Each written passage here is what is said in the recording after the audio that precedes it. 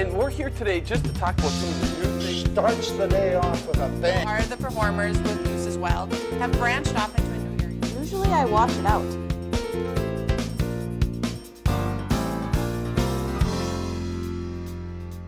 Welcome to Backstage Pass. I am Becky Mitchell, and joining me today is Amy Steller-Stearns. Welcome. Thank you so much. We're here at the Holmes Theater in the gorgeous lobby checking things out. I know. And we just wrapped up with one of our rentals last week, and we got to talking that maybe it'd be good to tell our viewers how some shows come to be, whether it's presenting or renting and what all that means. Sure, yeah, there's different ways you can do a show, and obviously there's lots of different variations within that, but kind of three main things are you can either present a show, which is generally you hire an act to come in. You can produce a show, which is like what we do with Summit Productions when we have local actors and we get the rights to the play or the musical and we put it on stage.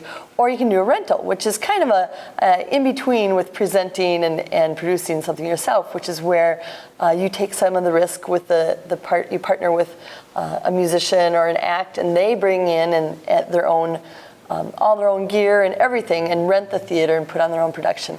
We tend to do kind of a blend of that a little bit because we like to do a little bit of the marketing ourselves, as you know, with that kind of thing. Because it seems like no matter what we do here at the Holmes Theater, the lines are blurred. People don't know if it's a presenting show or a produced show or a rental, and that's good because everything that's going on here is part of it. It means that we take every show and treat it like our own, in other words. So, exactly. So from a public perception, do they really need to know the difference? I mean, is there any caveats maybe to shows sometimes and how they come to be on stage? Well, yeah, probably the biggest way people can notice it is through the pricing. Generally, people who come in and rent are putting their prices more at prices you might see in Chicago or Minneapolis. And so Lori Lyon is a prime example for that. All she does is she goes through and she rents the theater from everyone. But so we don't have a lot of control over that. And it also means that for some of our partners where we give them complimentary tickets for helping us in other ways, we maybe don't have as many free tickets to give away. Sure. So I know summertime, we were just talking that it's been a beautiful week and we all want to be outside, and so we tend to do more rentals in the summer here at the Holmes. We do. When the theater was first being built, they thought maybe we'd have a summer stock theater or something, and we've kind of dabbled in some of that to see if we could do our own shows in the summertime.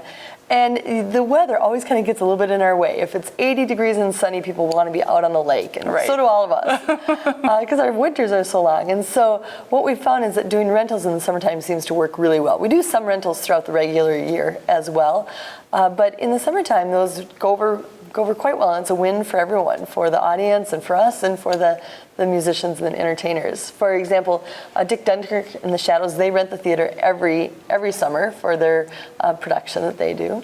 And are quite successful with that. Yeah. And I think probably rent most facilities that they go to, I would imagine. I think they do too. And we have another show coming up next in August 21st, and it's called Sweet Dreams and Honky Tonks, and it's out of the Madison, Wisconsin area, and they're going to come in and rent the theater, and we'll talk more about that in another episode of Backstage Pass.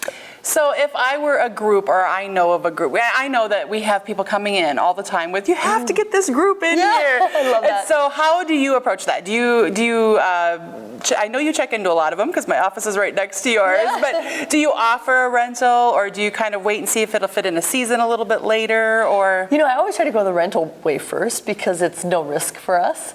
But a lot of groups just can't do that. That's just not how they function. And so then we try to either come up with a split of the gate, or else we try to present them if that works out well too.